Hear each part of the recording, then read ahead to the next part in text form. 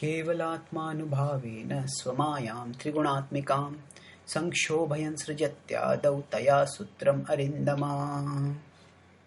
So the Avadut Brahmana is continuing describing the lesson he learned from the spider by observing its relationship with its net, with its web, about how the Supreme Lord relates with the world.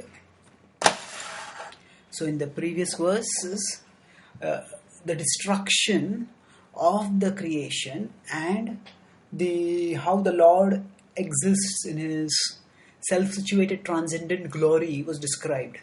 And in this verse now creation is being described. So Keval Atma Anubhavena. So Kevala only by Atma Anubhavena, by his own potency. By Anubhav can mean, Anubhav means experience. Anubhav refers to that with which we experience, that is the potency.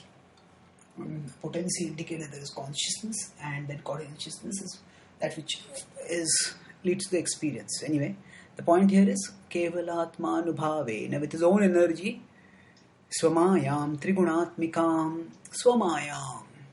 It is his own energy. The Maya refers here to the illusory energy or the material energy, which is Trigunatmikam, which is made of 3 modes of material nature. Sankshobhayan Surjatyadau. Sankshobha. Sankshobha means agitation, activation. So, agitation for activation, we could say. Sujati.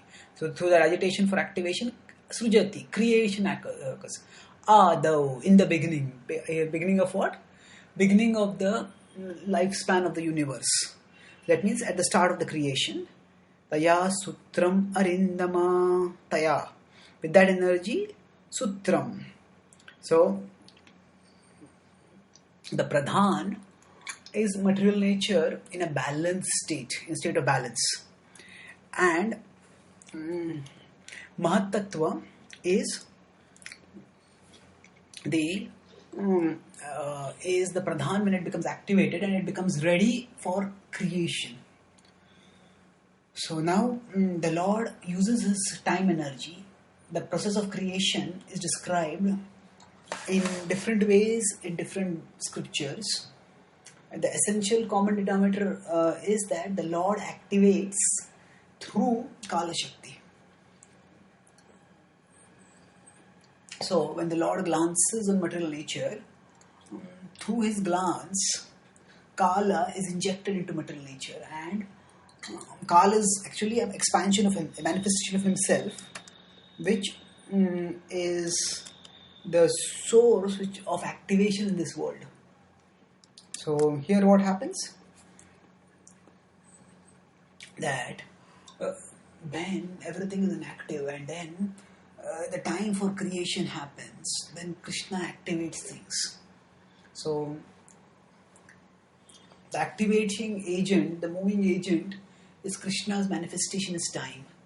Now when we say Manyetam Kalam Ishanam Anadinidhanam Vibhom in Kunti Maharani's prayers in the Srimad Bhagavatam 1.8.28, Kunti Maharani says that Manyetam, I declare that Kalam Ishanam, that you are actually Kala, you are time, and time the control, Ishanam. So time, and again in the Bhagavatam, it is stated that Krishna is himself time. So now, when we say Krishna is time, what does that exactly mean?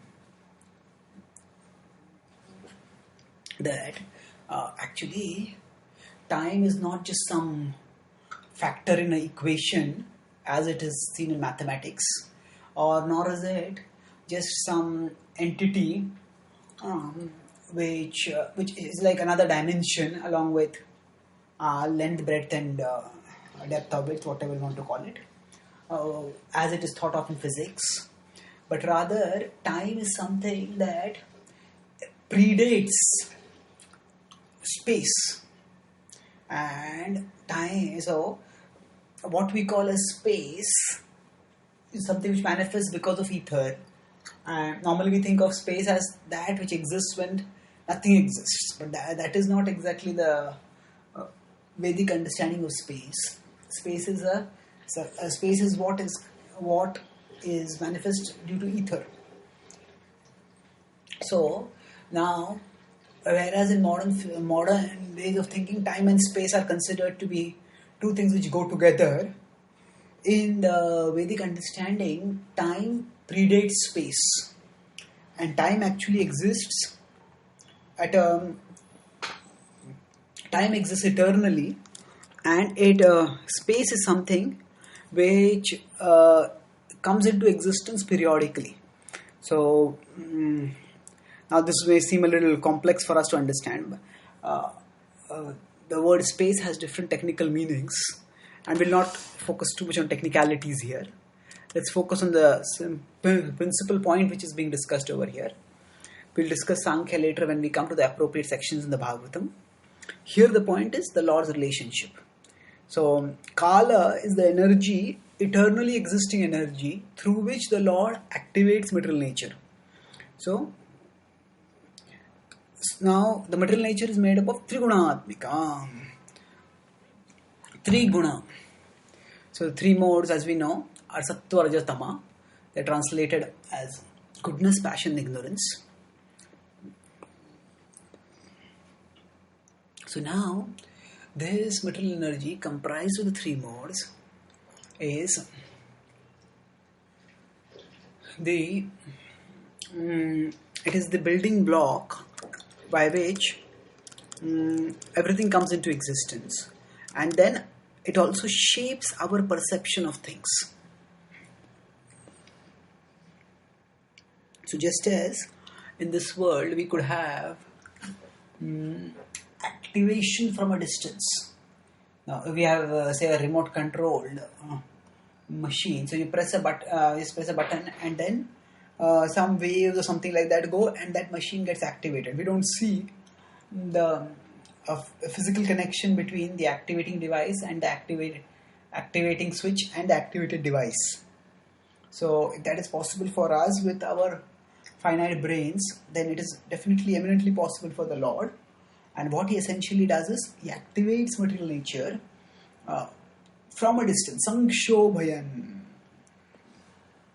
So he activates material nature by his omnipotent energy.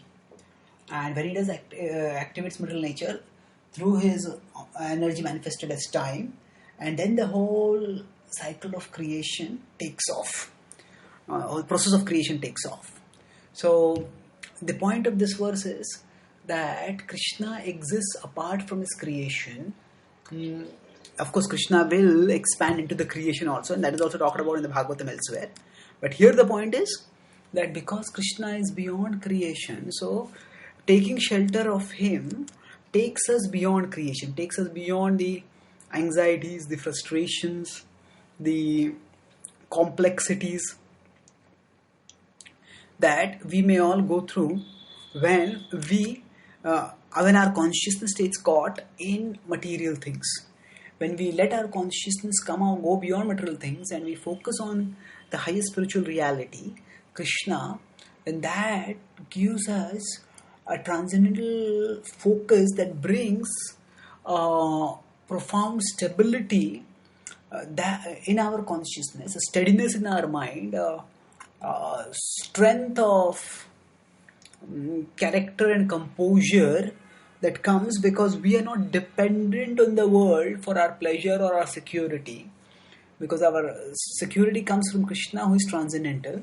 So we also learn to become transcendental to the world's ups and downs.